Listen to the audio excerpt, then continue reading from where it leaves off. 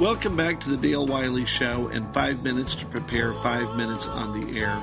We've brought Bryan Harmon back to talk with us again about the little tips and things you can say that you can nod knowingly at, not knowing much about the sports world. Hope you enjoy.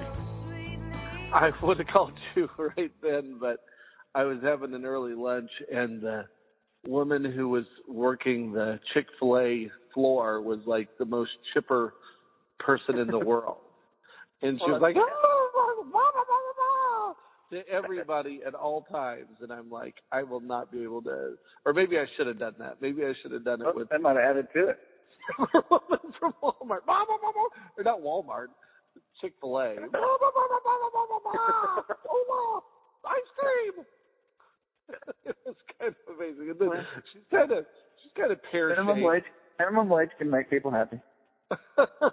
I think she has to be getting a little bit more than minimum wage, because she was over the top. And then she's sitting there, and she's not exactly I think her body mass index, I mean, I'm not judging, but it was a supermodel, it's under the supermodel category. And then she was telling me, oh, no, little hooker indigestion if you're working while you eat. And I'm going, well, I don't really feel like I need to be taking any cues here. So, yeah. Anyway.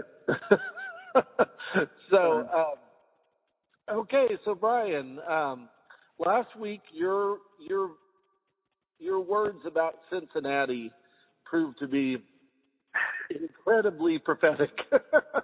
Yeah. They could get there, but they didn't know what they needed to do. So, right. But in 5 minutes to prepare 5 minutes on the air, the people that need something to say about sports, what do they need? What do they need to know this week? Well, I think the most heartwarming story out there is Demarius Thomas's mom may get to come to a game in person now that she is out of prison. Oh, that is nice. That's a nugget I hadn't even read. Just came across that this morning. Her prison sentence for nonviolent drug offenders was commuted by the president recently. So. Oh, well, that was good. That was nice of him. It's nice that he plays in Denver too. Well, there you go. You can set her up. Obviously, last weekend, just so that everyone knows, Kansas City beat the living hell out of the Texans, and then there was a really Minnesota and Seattle play. Yeah. And it looked like Minnesota had the game won. And what happened?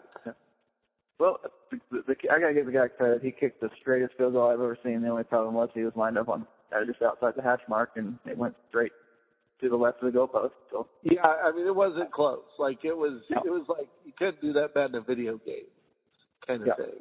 And to let someone know, a 27-yard field goal is a very short field goal because of how far they have to set things up. That there can't be very many field goals shorter than that. Right.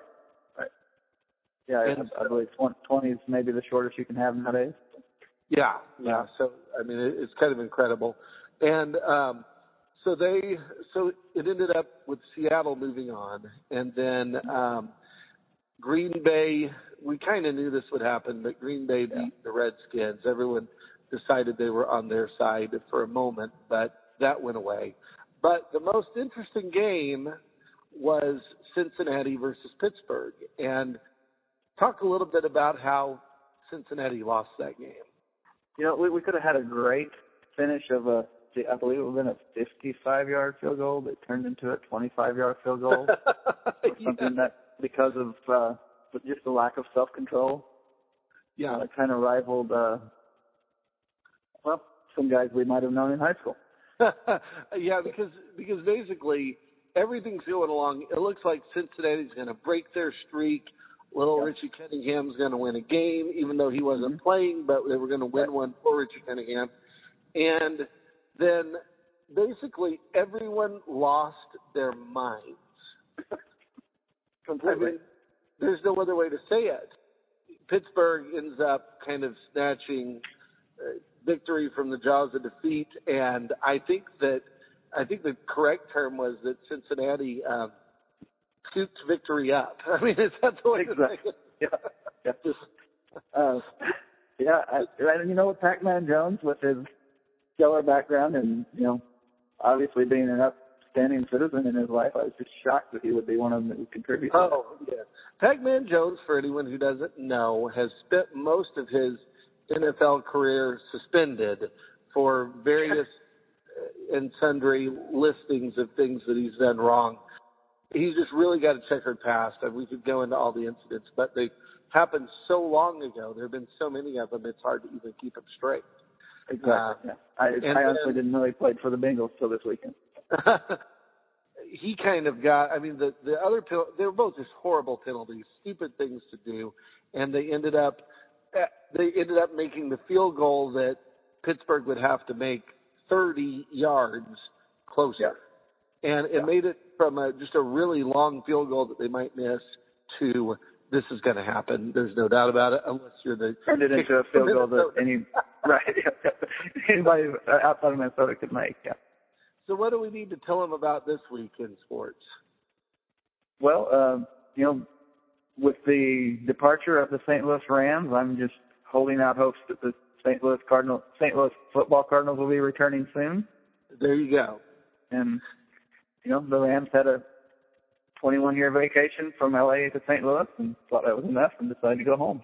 Well, and then St. Louis started to get more like L.A., so they decided to move back, except for the weather. That's true. That's probably true, yeah. I mean, the Bloods and the Crips, and it's been kind of a crazy time in St. Louis. But we need to know, this is a really salient point. This charismatic genius, Stan Kroenke, who made – I want to get an interview with Stan Kroenke and be like, tell me how you marry a Walmart millionaire, because that's really what he did. I mean, that's his claim to fame. And so it's a success story. So Stan decides that he's going to go to he's going to move this team to L.A. I think he knew he was going to do it the moment that he purchased the controlling interest in the team. No doubt. He goes and you know, they go through this whole rigmarole. He just kind of does this kind of thing all the time, but Dean Spanos, the owner of the San Diego Chargers, comes and says, hey, we ought to partner on a deal, and we ought to do this thing, and there might be this nice property in Inglewood. And then he goes and cuts Spanos out of the deal and starts his own deal. Yeah. And now the NFL owners let him do it. And did you read the quotes this week, Bryan? I've seen various quotes, yeah. Okay, well, the best quote from Stan is, it's bittersweet to leave Missouri, but he couldn't let himself be a victim. And that's the word he used, victim. He's a victim. Okay. And so, just to let you know, Stan is so confident in his L.A. program that he's going to pay for the entire stadium himself, where Missouri leaders were promising hundreds of millions of dollars to further strangle to death the St. Louis economy by building something that may be vacant in 20 years when all of the concussion lawsuits are through. Right. But Stan feels he's a victim, and he couldn't let himself be a victim. So are you saying that if Stan gets to L.A. and gets foreclosed upon, that you will not represent him in those hearings? Well, no, of course I would represent him, Bryan. Who are you fooling? I would represent him. You know, I could go even further into the muck and mire to find someone that I would represent, but I'm not going to start there. And and I won't represent. Well, I would represent him and his horribly bad toupee. I would represent both of them. Yeah. Well, yeah, that needs representation for sure. Yes, it does. I might tell him, dude, that those days are over. You can stop that. Anything else in the sports world this week? Anything worth mentioning? Golden State lost their third game. Yeah, Golden State lost their third game, you know, and 2 years ago, how many NBA fans could tell you there was a team in Golden State and what city that is? Right. And I mean, they've been amazing, and if they continue their run, they'll be the NBA's all-time single-season winningest if they keep up the pace they're at now. Exactly. Yeah. I'm just trying to think if there's anything else we need to cover. You know, Cam Newton's going to play this week, and since he, I mean, he's really turned into a pretty great player. The more I watch him play, the more I understand why Auburn paid him so much money to play there. Yeah, exactly. Why he made so much money as an undergraduate. That's true. Right. Yeah. And so yeah, I think those are the main things. Nothing else really springs to mind. I did hear that when Cam Newton first joined the NFL, the hardest adjustment he had to make was the salary cap because they don't have that at Auburn. So. He was getting less pay. That's for right, sure. Right. Yeah, I don't like him because he's from Auburn, and I don't approve of that. But he's really a pretty fun to watch, transformative player, and he may well win the Super Bowl. Right. And so I think that's where we can stop, and everyone has something to say. And the St. Louis Rams moving to L.A. and talk about how they lowered the IQ of both states by doing so. Exactly. So all right, man. Well, I'll talk to you later, and have a good baseball coaching clinic. All right. Thank you. I know. It was 10 minutes long. Sue me. I hope you've enjoyed this segment. Get over to Dale Wiley and DaleWileyShow.com. Throw some money, buy some books. Copyright 2016.